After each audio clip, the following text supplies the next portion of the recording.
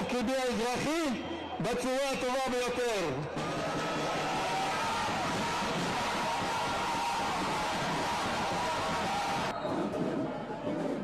Hello everyone, welcome back to My Left Eye.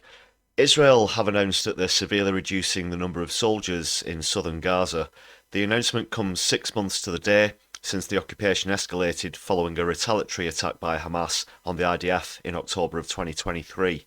Since then, over 40,000 Palestinian citizens have been killed, twice as many injured, and almost 2 million people have been displaced, with the entire population now facing acute famine, something that comes without precedent in the history of warfare. The image you can see here shows Gazans returning to Khan Yunis only to find their homes in ruins and the infrastructure, including hospitals, schools and universities, razed to the ground.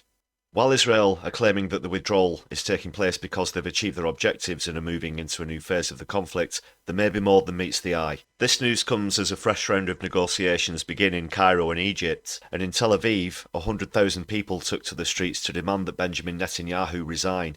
He's also faced further international criticism in the last week after 7 members of World Central Kitchen, including 3 British citizens, were killed in a drone attack on an aid convoy. Let's see what's happening. والله انا رحت على الظاهر ما لقيتش الدار يعني الحمد لله رب العالمين انه احنا يعني دارنا ودار جيراننا يعني توقعت انه احنا نلاقي مأوى نقعد فيه بس للاسف رحنا لا لقينا الدار ولا لقينا حتى اي شيء الحمد لله رب العالمين. رحت اشوف اذا في لي دار ضايله ولا لا لقيت انه دار شبه مش موجوده فيش درج اقدر اطلع على الدور الثالث فتسلق اخويا من فوق وطلع وجاب لي اغراض اللي اقدر عليه اواعي الصيف للاولاد. جينا نفقد البيت ما لقيناش بيوت اصلا ركام ودبش بتقدرش تتحرك اصلا انت الحيوانات بتقدرش تعيش هنا كيف الانسان بده يرجع يعيش دمار مش طبيعي.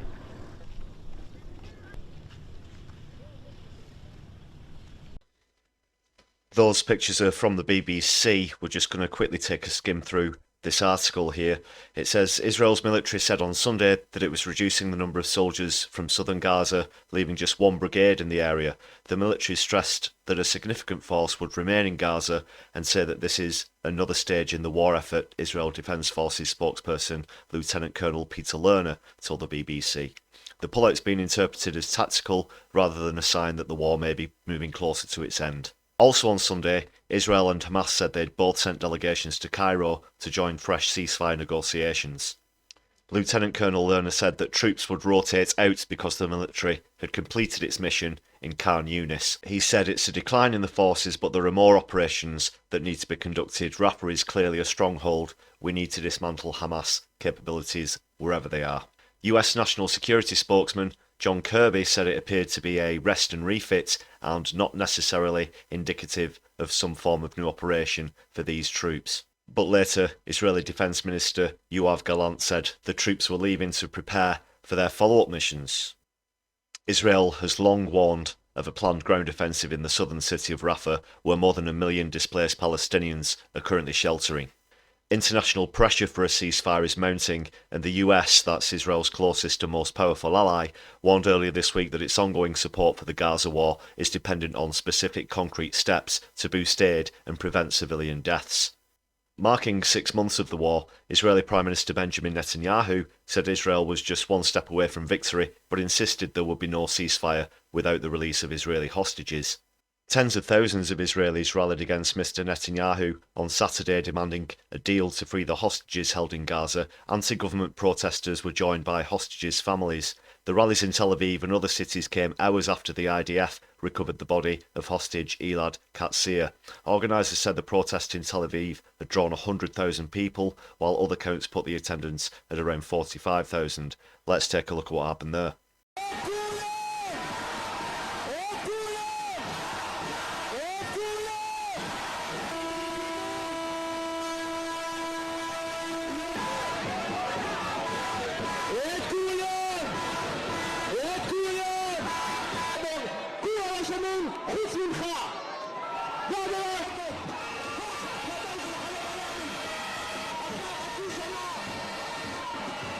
תפקידי האזרחי בצורה הטובה ביותר.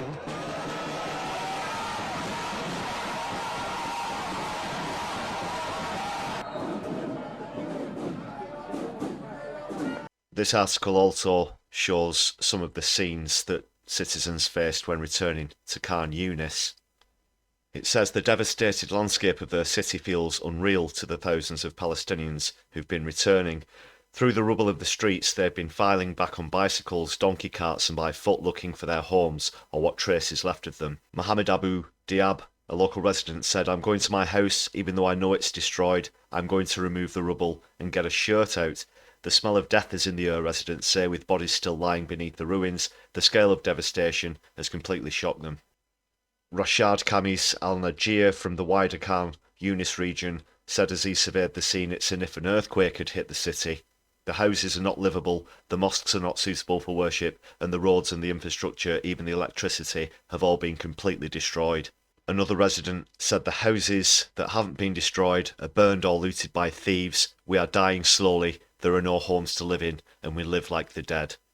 Gaza's second city was the focus of a sustained onslaught by the Israeli army from December, believing that Hamas leaders and fighters had been driven there from the north and established a new stronghold in tunnels and hospitals. A city of some 400,000 people was deserted bit by bit as Israeli forces mounted ferocious bombardments. Almost from the moment that Israel announced that its mission in Khan Yunis was completed and its troops had been pulled out, Palestinians began to move from their overcrowded shelters further southwards towards the city. This move from Israel does come as a bit of a surprise, with attacks seeming to be on the increase in recent weeks and months. Hopefully this means now that the number of casualties will be greatly reduced, and also that the massive backlog of aid can get through to people in southern Gaza as they try to return to their homes. We do, of course, have to take everything Israel says with a pinch of salt. They've claimed in the past things that were mentioned in those articles, such as Hamas bases being located in hospitals. These have then gone on to have been proved to be unverified and likely to be pieces of Israeli propaganda. We'll have to see how the latest round of negotiations go in Cairo to see if there's going to be any further progress and development in the situation. We will, of course, always try and keep you up to speed with this situation in Gaza, but for now, please let us know your thoughts about this topic in the comments below. As the 40,000 deaths mark is breached and after 6 months of war, I certainly hope that there can be developments towards a sustained and permanent ceasefire.